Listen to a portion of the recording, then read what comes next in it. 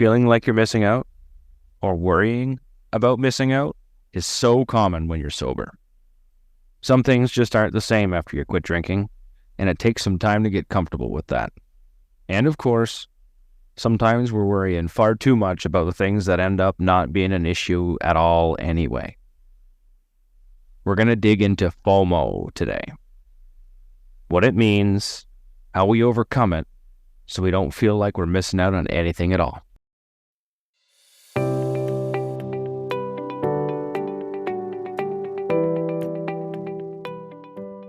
Welcome to Through the Glass Recovery podcast, where we believe that connection is the opposite of addiction, vulnerability is the antidote to shame, and that recovery isn't just rewarding, but it's also a lot of fun. We're your hosts, Julie and Steve. Listen as we get together with friends to shed light on the hard things, talk about the other side of addiction, and how we create a life so full there's no space left for alcohol. Guys, if you love what we do here, please consider sharing this episode with a friend that you think could use it. It will help them, and it'll help us. Right. Welcome, everybody. This is an awesome group of people tonight, and I'm so excited to get to chat with all of you. And we're going to start with introductions. We're going to have Sherralyn go first. Hi. My name's Sherralyn. I am sober AF for today on Instagram. I've been sober for 404 days, and I am originally from Norwich, UK, but now I live in France, and I've been trying to get sober from alcohol ever since 2014, and this is my longest streak ever, and I'm very excited to be here. So thanks for having me, guys. Thank you for being here. Thank you so much. It's really nice to get to chat with you. Thank you. Next, we'll go with Eliza. Hi, thanks so much for having me. My name's Eliza Foltz. I am from the Boston area, so suburbs right outside of Boston. I've been in recovery now for almost 4 years. It will be 4 years on October 16th, which is exciting. I got in recovery through, I'm a big multiple pathways advocate. I've probably talked about that before on here.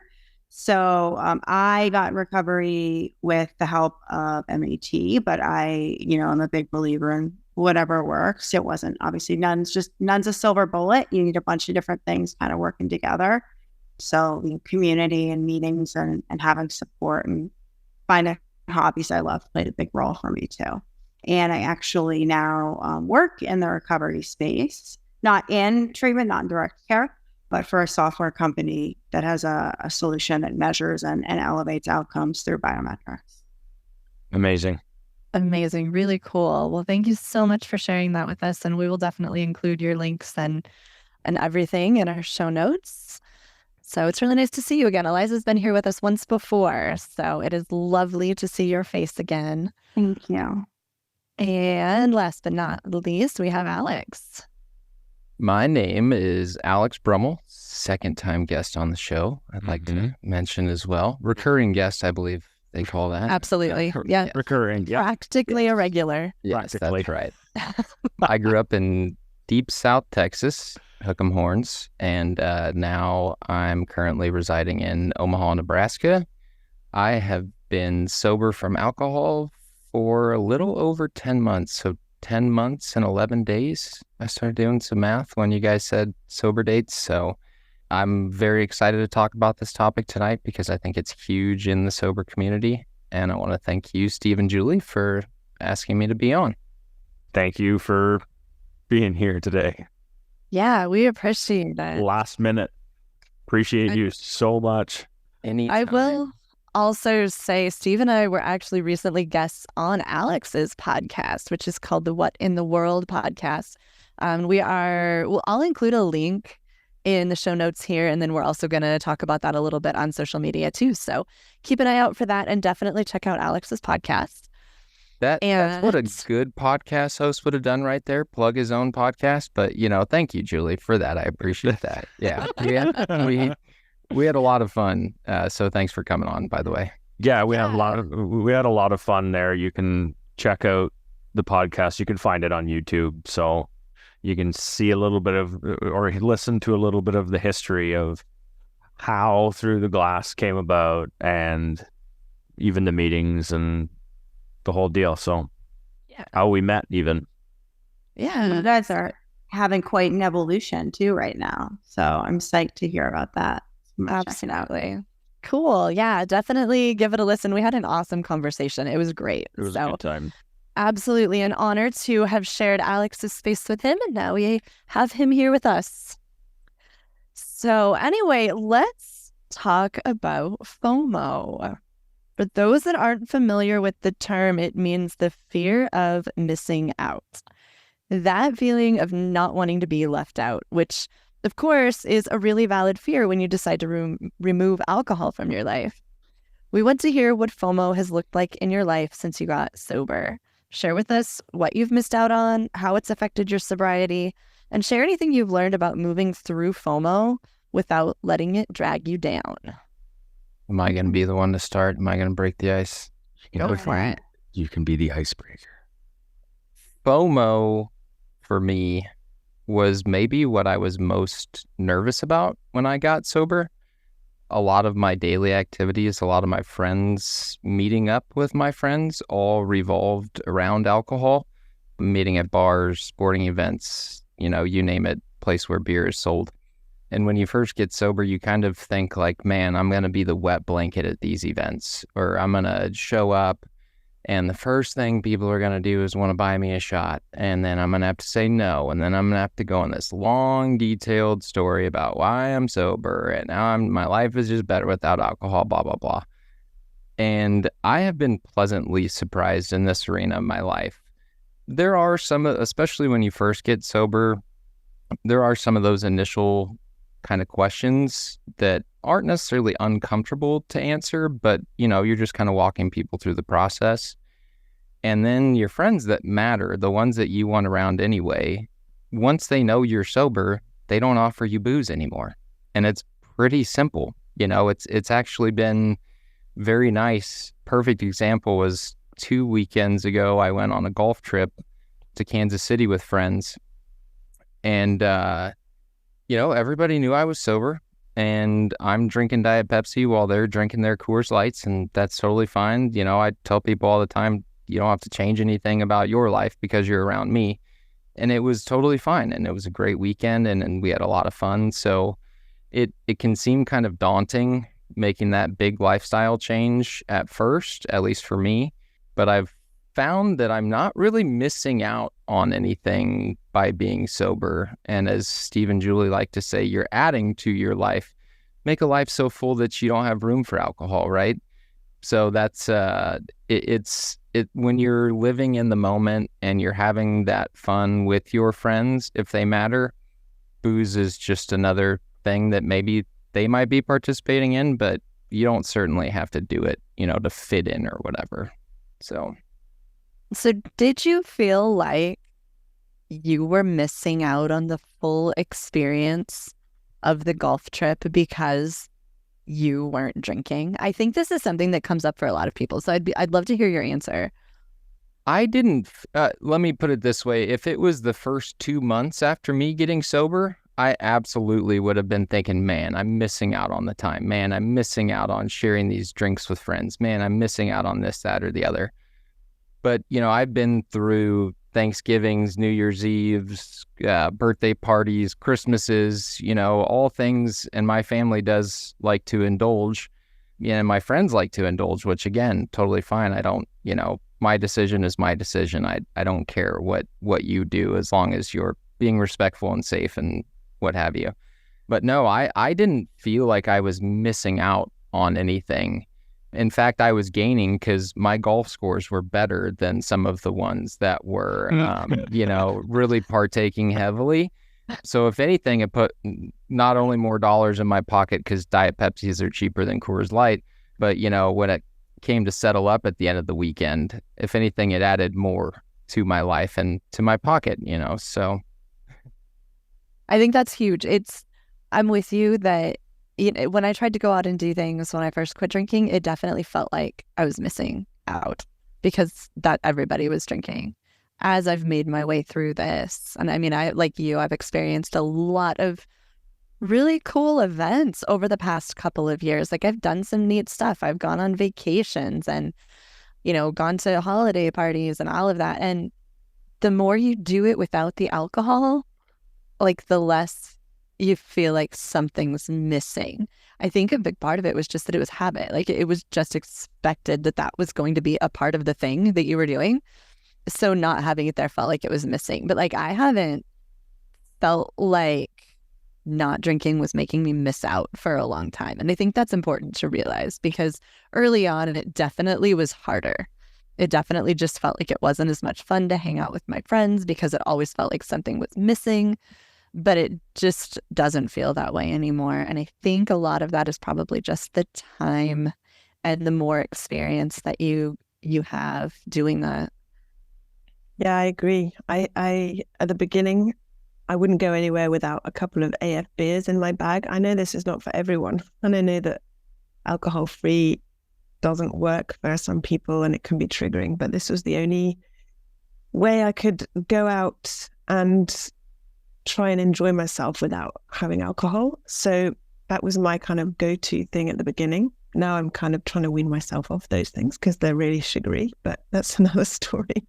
And after a couple of hours, I kind of think like, I'm the only one not drinking, I'm the boring person, etc. But after a couple of hours, the conversation subjects would start to go round and round. And it felt like I'd already been there for 5 hours when I'd only been there for 2 and I wanted to go home. And so I didn't get the FOMO. It was kind of, I'd be leaving at 10 or 11 p.m. and having JOMO, the joy of missing out, thinking I'm going to be missing out on all the drunken behavior, the puking, the people who couldn't remember what they said that night and wake up tomorrow with a horrible hangover.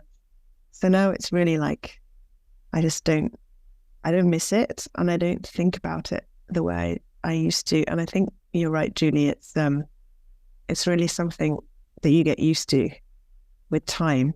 And at the beginning, it's probably going to be hard, but after a while, it just becomes part of your life and you don't need to escape so much, or you don't have that craving to escape or that craving to fit in. I went to Morgan Wallen recently and it was embarrassing. Like frankly, watching people was like embarrassing for them. Like I had secondhand embarrassment watching how people were behaving. Secondhand embarrassment. It was like mortifying. I saw like a grown woman, like 60 years old, fall down the stairs in front of her kid. I'm like, this is what people think they're missing out on. And this is maybe easy for me to say because alcohol was not my drug of choice. Like and alcohol did have a place in my story. And I've also, I've never been able to use any substance responsibly. Like first time I ever drank, I drank alcoholically when I was 13. But, there's no like casual social use of heroin. Like no one's like shooting up and like feel like you're resting out. So I'm going to talk mostly here about alcohol, but like, I look around and I actually got to enjoy my night. I got to take good pictures. Like I didn't have to go to that gross bathroom 5 times and have to like wait in line. And there was a video clip of a mom and a daughter who got into a fight. And I'm sure some of you might have seen it on TikTok and like on a porta potty. Like they were like fighting in a porta potty. And it's like, these are the things that alcohol makes people do. And so when you said earlier that you gain things, gain things, like you gain your memory of the night, you gain pictures, you gain like good conversations, you gain actual connection, and you get to maintain your self-respect and not have to worry. Intimacy disorders were a massive, massive part of my story. And so there was always some form of like either inappropriate behavior with somebody, or I was like showing like desperation or like, crying or like the type of love addiction BS that always happens, especially gets exacerbating with alcohol. So I very, very rarely feel the urge to drink at this point and like feel like I'm missing out. There's been 2 exceptions to that. One time recently when I took our kids with my husband, and my husband's also in recovery, so that certainly helps. Like we're both kind of in this together. Like I'm not watching him have alcohol. He's not watching me have alcohol. Like there's none of that. But we went fruit picking. We go a lot with our kids. We take like a weekend thing here. And they make these really good ciders. And I used to like really enjoy cider. I enjoyed the taste of it. And I was wondering if I got in that, my dad calls it the curious twist of the mind, just like, alcoholism and alcoholic addict thinking. Mm-hmm. And I was wondering if, well, it's been so long. Like maybe alcohol wasn't really my problem. Maybe I could. And then my logic very quickly changed to like, well, if I don't want it badly enough that be overriding this conversation in my brain, if I'm willing to pause and have a conversation with myself about this, I don't need it. Like I don't need it, and I don't need to risk this, because what I have gained from living a life in recovery from alcohol and substances has been tenfold. And I believe that I probably could have a cider and it might be okay. And then I would have another week later, and then more a week later. And it would very, very quickly, in the course of 6 months, which is relatively quickly when you're looking at a lifespan, turn into exactly what it used to be. And then another time was when we went very recently, where I was with my husband, but I was on a work trip in Vegas, and they had like this candy store, and they had these amazing martinis that had like mixed candies and like a nerd's rope sticking out of them. And like that was enticing to me. But again, very quickly it was like shut down because of the risk. The risk just not and could not, like, it outweighs every time any benefit that I could have ever had from it. So thinking it through is just really critical in those moments. It's interesting what happens when you open the door of permission in your mind. You open the door of permission and then you explore it. You're like, okay, what happens if I give myself permission to do this? Oh, the door doesn't slam shut. It stays creeped open. The crack, there's light shining through there because you've allowed it to happen. Even if you've had the conversation in your own mind and then you're like, nope, you know what? I'm going to miss out on this one. It's the best for me. You know what I'm saying? I was just listening to y'all talk and I'm thinking here, I'm like, if you went to a party and everybody was drinking pop, do you think it would feel awkward if you were drinking water? Probably not so much, would it? Not at all. But if everyone was drinking beer and you were drinking water, the story's completely switched. Like even the story I tell myself is switched. All it is a different drink. I'm just like thinking it through right now. And I'm like, wow, okay. I wouldn't feel like I'm missing out on anything if everyone was drinking pop so much as everyone was drinking beer. But the only difference there is essentially there's alcohol in one, and I get to escape. And I get to trick myself into thinking that I have joy and fun and everything else attached to it. And there will be moments where I probably will experience the joy and the fun. There will be moments, slivers, until it disappears behind the rest of the stuff we're talking about, right? Forgetting about it and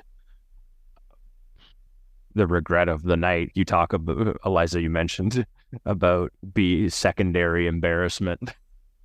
Yeah. I mean, I've done so many ridiculous things drinking, and drinking wasn't even like my choice behavior, really. Right. Like, and so I can't even imagine if it had been. And so I think we're just gonna leave that door closed, and it's gonna be fine because I don't need it.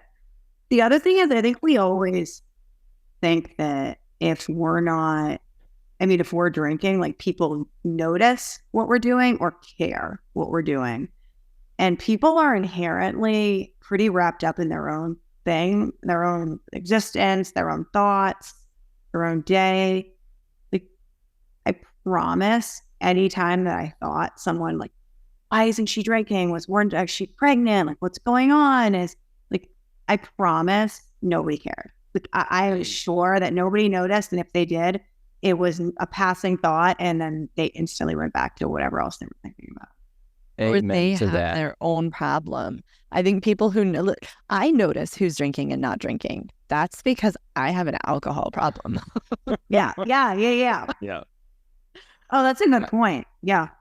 I want to double down on that because the podcast listeners can't see us all shaking our heads like viciously. Like, yes, that's so true. When you first make that choice, and this weekend's golf trip was a perfect example. Not only do people not really realize if you aren't drinking, it seems like you gain some respect from those who aren't overindulging.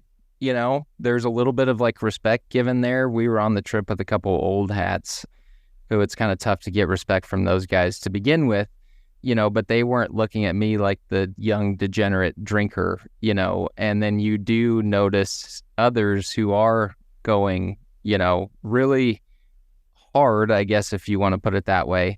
You know, it really quote unquote sobers you up to all of your surroundings, you know. So I just wanted to double down on that. People really don't care if you're drinking or not, you know, and you think that they will, but once it becomes a norm, it's just the norm. Yeah, I people think- are very adaptive. Yeah. I was just going to say, I think that it's okay to acknowledge that sometimes you are going to feel like you're missing out. Sometimes you're not going to have as much fun. And like I think Eliza was saying, you have to weigh, is this one moment of fun worth giving up everything that I have in recovery? Because just like you said, Eliza, I know that if I go have one drink, I'll probably be fine for like a week. And then I've done this. This was what you described there was my exact relapse experience. I had a drink and I was fine. And then the next week I had one more and then I was fine. And then by 6 months in, I was drinking every single day and way too much. And that's just what it looked like. That was a picture of my relapse, what you just described.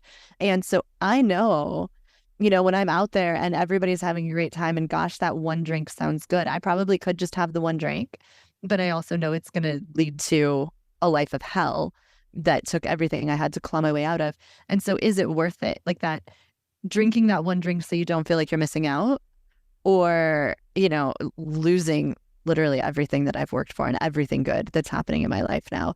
And so I think there are just going to be times where you really do just feel like you're missing out and it's just not as much fun. But is that one time really worth everything that you've worked for? And when you wake up in the morning, you'll just be glad you didn't give in because you still have everything you've worked for. Yeah, and also it would never just be one drink. In my case, anyway, it wouldn't just be like one drink. That didn't give me a buzz anymore. So it wouldn't have been one. It would have been two, and then three, and then because that was the thing I was chasing, the feeling of being a little bit buzzed, which only lasts for about 10 minutes anyway, and the rest of the night is just a waste. And I also don't think I have another relapse in me. Like, would I be prepared to put myself back where I was over a year ago and then have to start again? No. I think it's like the fantasy of every addict alcoholic that we can drink or use without consequences, right? Like just a one more time. But it's also like, and over time, I can say that lessens for sure. It still pops up occasionally for me, but it's not common and it's a passing thought now, thankfully. Yeah, it doesn't often catch a grip anymore. Yeah. There's like this like ridiculous fantasy I have in my head of like what a relapse would look like for me. And then magically I could return to my life. This is like the dream for me. And it's so silly. I'm not even we're not even gonna indulge it right now. But I guess what I'm thinking of is like it's almost like the pros cons list that you make, right? Or like the 2-column list when you can't make a decision. The list under using or drinking because you feel like you're missing out is going to be 1 line, 2 lines. The list of the pros of not indulging in that is going to be a couple pages. Like, so, and it gets longer and longer. So if you were advising somebody and, you know, a non-emotional decision or friend, business decision, you would never tell somebody, oh, take the 2 lines over 2 pages. Like, that makes sense. I mean, it's so irrational, but yet there's not a whole lot of rational thinking or behavior behind using and drinking. So it's just one of those things that it's always there, but if you had to describe it to somebody who's not or hasn't had any experience with this or ever a loved one, if you could find someone that doesn't have experience or doesn't have a loved one or a friend that suffers in some way from this, they wouldn't even believe it because it's totally, totally illogical. I feel like what makes it illogical for some people to quit drinking, because I've said this also to people, you know, 10 months sober, and they're like, oh my God, I could never. I'm like, well, you could. If you could, if a doctor told you if you take another drink, you will die, you could do it. But the way that our society right now, and I'm like a broken record on this, so I apologize because I think I talked about this the last time. The way our society views alcohol, especially 10 months sober, grinds my gears more and more every single day, especially the more studies that are done on alcohol and how truly harmful it is to your body.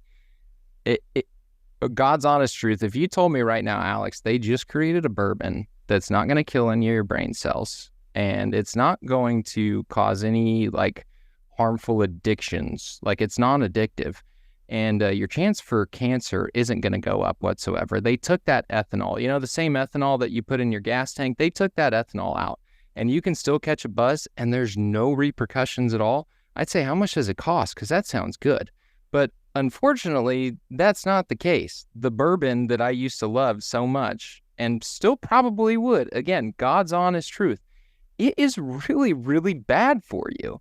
So what world do we live in where people are so, oh my gosh, you don't drink?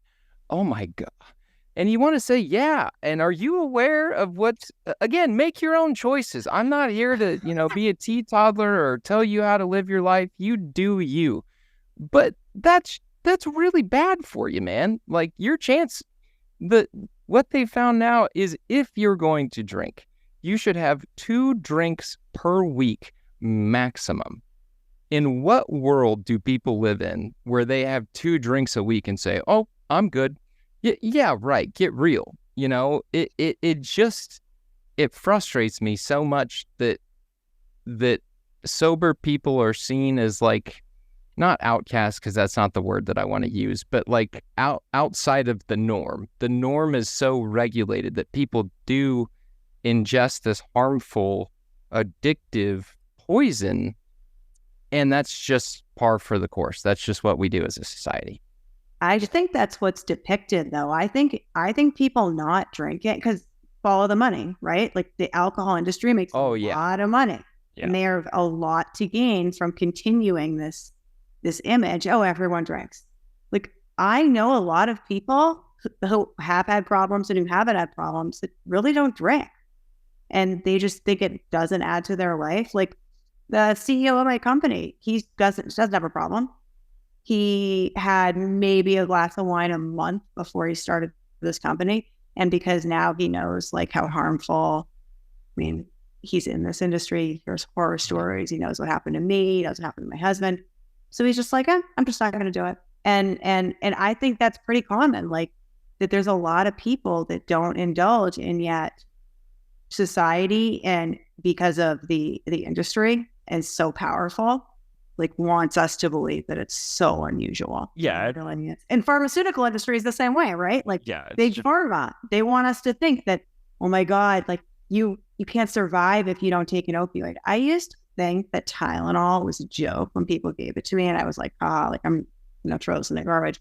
It's actually like massively effective, but I just never gave it a chance. So, because I thought I needed opioids, because big pharma says, oh, take this and you're good. No pain. Yeah. I think got the soapbox a little bit there. But we could do 4 hours, Eliza, just you and I on that topic. But yes, you're exactly right. I think it wouldn't surprise me at all if big alcohol was behind all the mommy wine culture, or the whole pushing wine on women. And Holly Whitaker talks about it in her book Quit Like a Woman. Excellent book, by the way, if you haven't read it.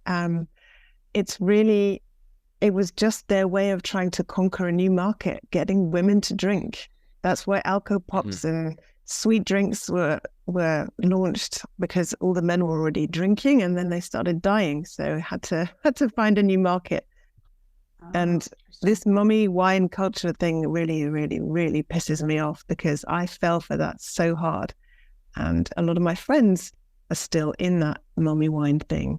And when I see now how my kids react to me being sober, I think, shit, I really wasted a lot of time drinking when I could have been, with my kids. And I was saying to Eliza earlier, I used to be in a hurry to get them to bed so I could start drinking, or I would just start drinking before they were in bed, and to hell with the consequences, and it was my choice. It was my informed choice. But I think the whole mummy wine culture thing has a lot of responsibility as well in that. It's almost like making that permanent decision based on the temporary emotion. And so what about the fear of missing out on your child's life? What about that's a bigger fear? Fear of missing out on your own? What Right. about the fear of not being present for certain things, and maybe your friends or your parents or your family, or that didn't even cross my mind. Like, that wasn't something that I even considered, because I was making the decision based on, I want another drink, or what I was gonna fear missing out on the fun that I ended up experiencing but forgetting anyways. So what did I really miss out on? I don't have a fear of missing out on my hangover. Like, I don't Right. fear missing that thing out at all. Like 2.5 years of no hangover, minus the first 2 weeks. Yeah. But go ahead. I've heard it said about all kinds of drugs that you're taking tomorrow's joy and using it right now.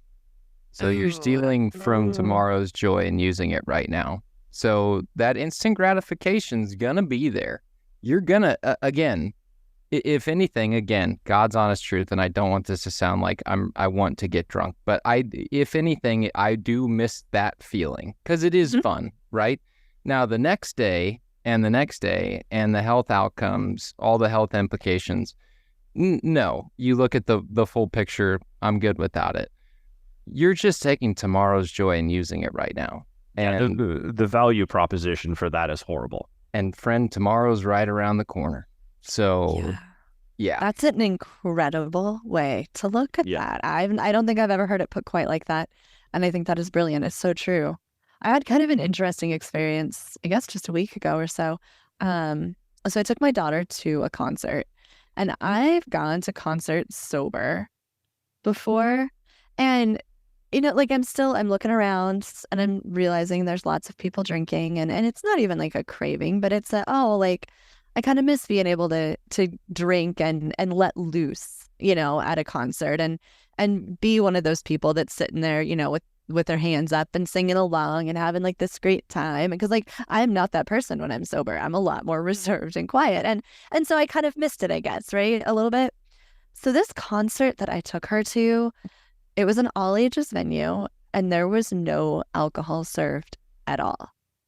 And the place was packed. The concert was incredible. Watching all of these people, it was a Citizen Soldier concert. I'm just going to recommend everybody go listen to Citizen Soldier if you haven't heard of them, because it's amazing music, all about mental health and self-image and self-worth, and it's so good. But there's all these people in the audience that are fully and completely connecting to this music sober. And never once did I think about missing alcohol. This is maybe the first time I've gone to an event and not at least thought about alcohol. Even the thought, like, I'm so glad I'm not drinking or whatever, like that happens a lot. Alcohol just didn't exist at all for this whole night, which was incredible. It was like 100% present. I fully enjoyed the entire night. I never felt like anything was missing. And I think that, you know, a big part of that is that there was just no alcohol present. So I didn't have it in my face the way that, you know, we're talking about it's in your face all the time in all of society and everything you do and everywhere you go. When it wasn't in my face at all, it just didn't even exist as a possibility or as anything that I missed or any of it. And it was really neat. I really wish that there were more opportunities to go do things like that where alcohol isn't even an option, because every person in there was enjoying themselves and every person in there was having a great time really connecting with the band that was on the stage. And alcohol wasn't necessary for any of it. I don't think you could ask too many people there, do you wish you could have been drinking? That would have been like, yeah, absolutely. Because everybody was just fully present to enjoy it. It was really a really cool experience. Wow. That's awesome. There's a venue near us that does a lot of all ages shows, and I think it adds a lot when you see that, because I also feel like the people that can drink, so some of the shows you can have a wristband, they check your ID, whatever. But I don't often see people getting as drunk too at those, because there's little guys around. And actually, I never thought of it, but now that I do, those shows have been some of the most enjoyable that I've been to.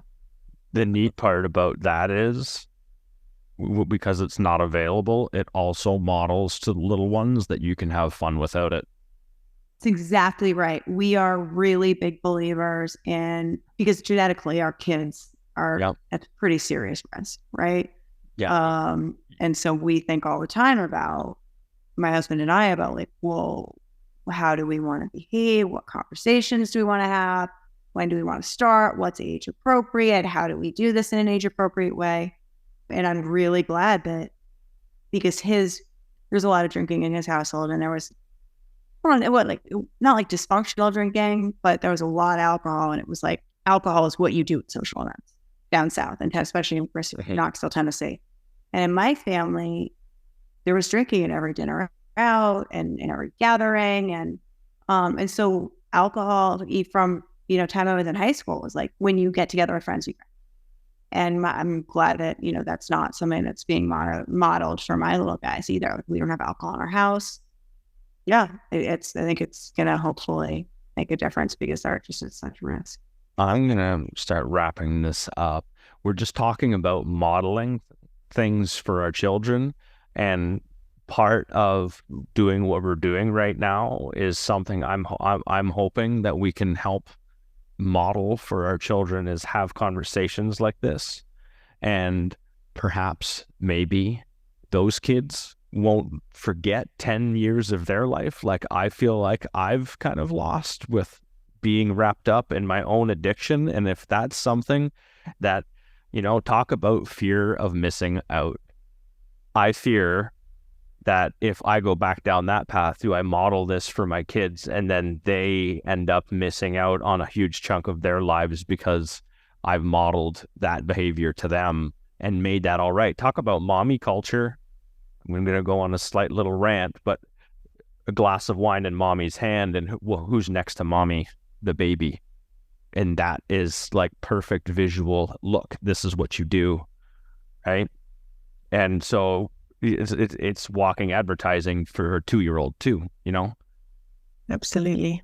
So really talk about fear of missing out. We covered a lot, events, friends, even talking about the feeling, missing out on the feeling of, those first couple of drinks, because sure, it felt good, but the rest of the night went not the way you expect it to. It's, Alex, you said it the best, taking tomorrow's joy for right now. So I want to say thank you, Sherralyn. Thank you, Eliza. And thank you, Alex. Thank you guys for your patience and waiting for this to get fired up. Thank you, Alex, for coming here at the very last minute to make this happen. I really appreciate all of your guys' thoughts and your time. Thank you so much. Hey, Steve, can I do something on your podcast that I do on my podcast? Sure. I just thought about this idea. I want all of your listeners this week to go out and tell somebody that you love them.